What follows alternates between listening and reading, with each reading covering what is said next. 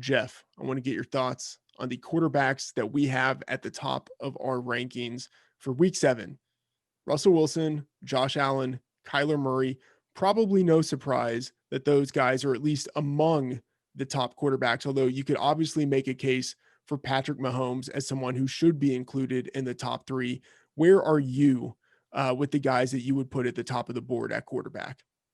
Yeah, that's a solid list. I can't really argue too much on those guys. The three that we've got at the top of our list this week would be Allen, Mahomes, who you'd mentioned, and then Watson, who's I guess a little bit more of a hot take, but Deshaun, since the coaching changes, looked much different. You can put as much weight into that as you want, but I think with that combined with what we knew of Watson and expected of Watson coming into this season, he deserves to be in it, at least consideration. But with you on Allen, the only concern there is if that game just gets super ugly and there's like no reason for him to pass and no reason to risk him running either. Yeah, with you on Watson, it's amazing what he's been able to do without DeAndre Hopkins, but I guess it helps that Will Fuller has been able to stay healthy so far this year to help compensate for the loss of Hopkins.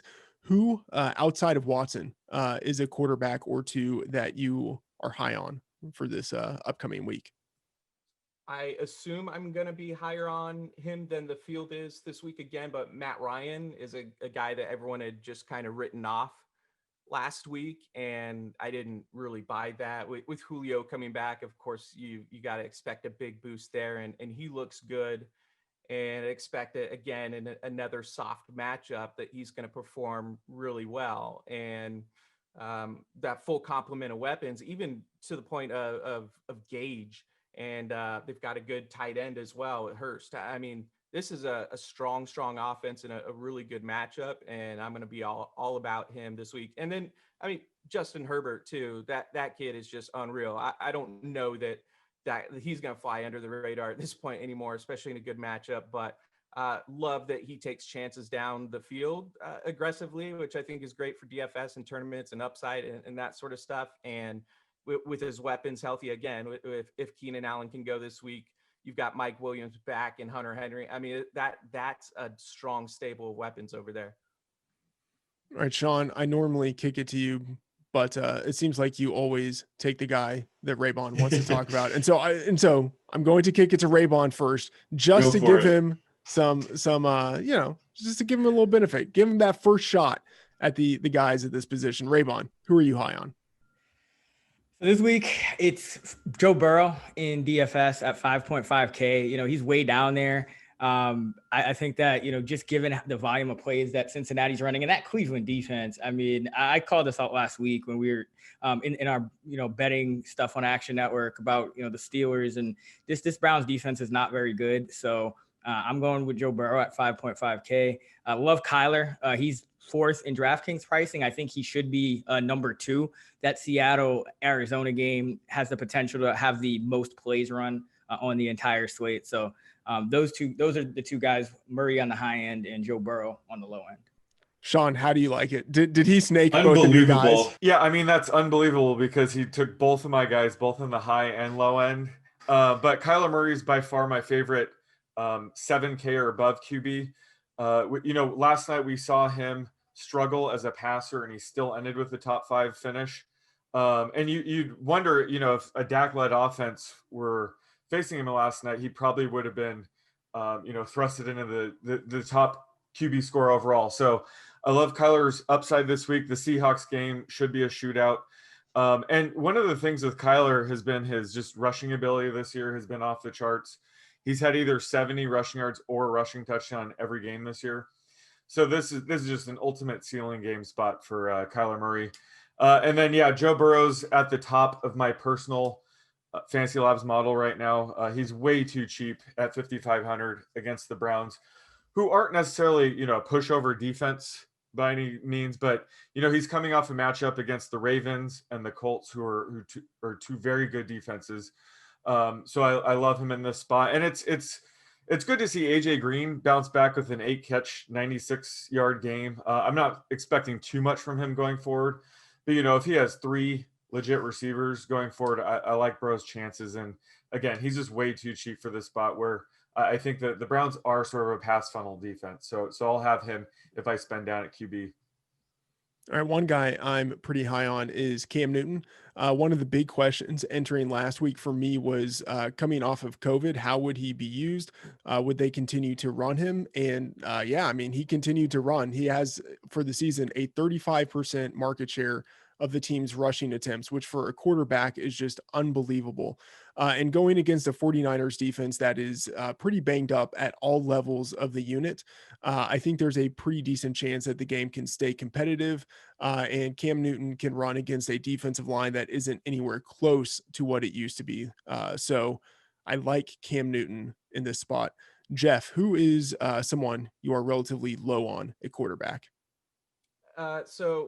Well, one guy would be Aaron Rodgers. I think once you're priced in like that 7K plus range, if you don't have any rushing upside, it doesn't really make sense to use those guys usually. And then I would say that he's got pretty lucky to start the season. I think he's overperforming, so there was bound to be a little bit of regression there anyway.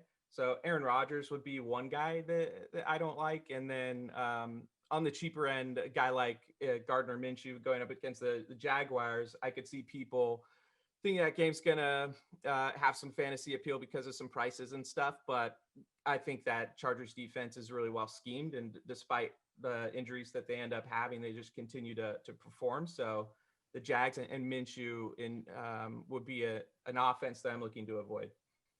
All right, Sean, I'm giving you the first bite of the forbidden apple here. Who are you looking to fade? I'm looking to fade Josh Allen at 7,700. Jeff alluded to it earlier, but I just think Allen's ceiling is much, much lower in this spot. I think he should bounce back from back-to-back poor games, but I don't think Joe Flacco or even if Darnold returns this week are capable of pushing this Bills offense to really be forced to do anything in the second half. So I'm just worried about his upside. I think this will be a big Devin Singletary, Zach Moss type of game. And then the other guy I'm low on is Big Ben at 6,600. I seem to be low on Big Ben every week compared to the ECR. Last week I was -6. This week he's my QB 16. And the reason for that is, he doesn't really have to put up huge numbers for them to win because of their elite defense. So he's only topped 240 passing yards once this season, making him pretty touchdown dependent. And we've seen Chase Claypool with this goal line play where they flip it to him in the backfield, sort of as a goal line back, so to speak, 2 games in a row now. So that's kind of concerning for Big Ben. And then James Conner and Benny Snell both had rushing touchdowns last week. So again, if you're going to be touchdown dependent as a quarterback and you have all these goal line options out of the backfield, it's pretty concerning. So this week against the Titans, it should be a lower scoring, close game. I'm going to be low on Big Ben again. And yeah, he's just priced way too high with a lowered ceiling this year. All right, Raybon, who are you staying away from? Andy Dalton. Next question. Yeah. Nothing more really needs to be said. By the way, I think you guys, the prop last week was Dalton's passing yards, and I said I had him at 266. In the ugliest of fashions, he finished at 266, but that was the most terrible game. But looking at this matchup against Washington, right? Another team with a strong front seven that they rank top 10 in sacks. They rank right around in the top 12 in pressure rate, and they don't even have to blitz that much to do that. Chase Young is back. This is not necessarily a rebound spot. I know it seems like it, we're going to play Washington. They're terrible. They're going on the road, short week. And this guy's kryptonite throughout his career, the reason he's a backup and not still starting somewhere is because he's terrible at handling pressure. This is a Zeke Elliott game to carry them. He has to rebound. We already saw Dalton checking it down all day to Zeke to start last game, and that was the game plan. It went a little away. He was lucky to get 266 and a touchdown against the Cardinals. I'm just not with it. All right. I'm going to have more to say about Zeke later. That's what we call a tease in the business. Sean, I want to kick it to you. Oh, actually, I should talk first about the quarterback I'm fading. Drew Brees. I don't think this should be anything too controversial here. It's a situation where the Saints are big favorites. I'm expecting them to run the ball against this Panthers defense because they can run it against that defense. And even if this weren't a run heavy approach, I still don't think I'd want any part of Brees, considering that he's just not pushing the ball down the field. And there's always the Taysom Hill factor. That's a very controversial statement. Are you serious? Absolutely. I mean, it's Drew Brees at home against one of the worst defenses, bottom 4 in pressure rate. He averages like 2 touchdowns a game at home. Like Thomas might be back. Yeah, like no, that's very controversial. I get the rushing. Like he's not going to get any rushing. I get it. I still have him like 12th, but like that's still controversial. Like you don't like him? Yeah, I'm just saying that like I feel like there are other quarterbacks I would rather have. I mean, I understand Brees at home. Like I know Brees at home. Like I get that in theory it's a good matchup. I still don't see it happening. I want no part of Brees this year. Wow. Okay. I mean, he was throwing down and I know because I bet against him against the I think it was the Lions. He was throwing down the field in that game. So I mean, I don't think he's like done. He had like 2 throws down the field, which I mean, it was double the amount he had before that. Yeah. Well, in comparison to what he was doing before, that's great. But that's not anything special.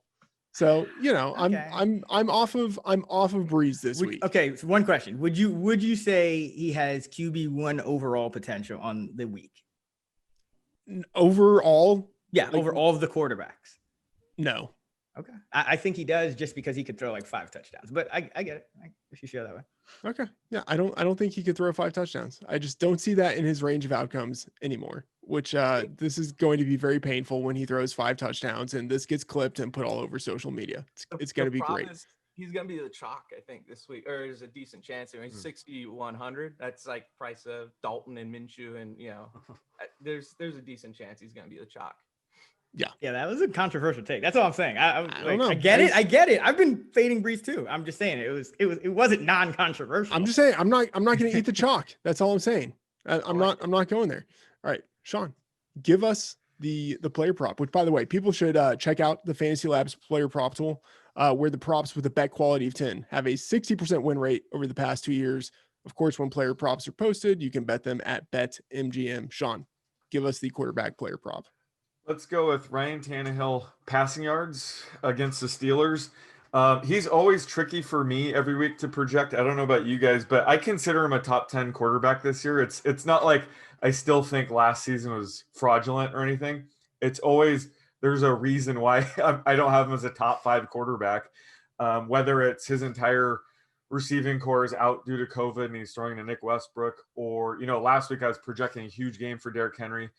Now this week he faces the Steelers. So, how can you project them in your top 5? So I just want to hear where you guys have him in terms of passing yards.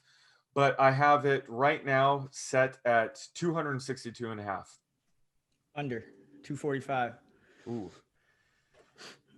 Sean, I'm normally on the overs in this little game we play, but I'm also taking the under. But I have it closer. I have it at 259. Wow, I'm lower than everyone. So this is just our mean projection, and it's 241. So we'd definitely be on the median under for sure. I will say this. I will be betting on the Titans this week, most likely. Taro Juan is going to drive that line. Probably Pittsburgh's probably going to get to 3-point favorite. You know who the number 1 quarterback in passer rating under pressure is this year? Ryan Tannehill. So Tannehill. The game, like the injury shouldn't hurt him that much. I get where I still have him like 19th just because the Steelers are tough. It might not be like a high volume game. But like I don't necessarily see any like super red flags. There's just a lot of better matchups this week. I mean, the Steelers, you're just really not trying to go against that defense with a quarterback when you have so many good ones on the slate, in my opinion. Right. Just every week he seems to overachieve. So I'm happy being on Tannehill side 3-0 towards the under here. I'll take the Tannehill over.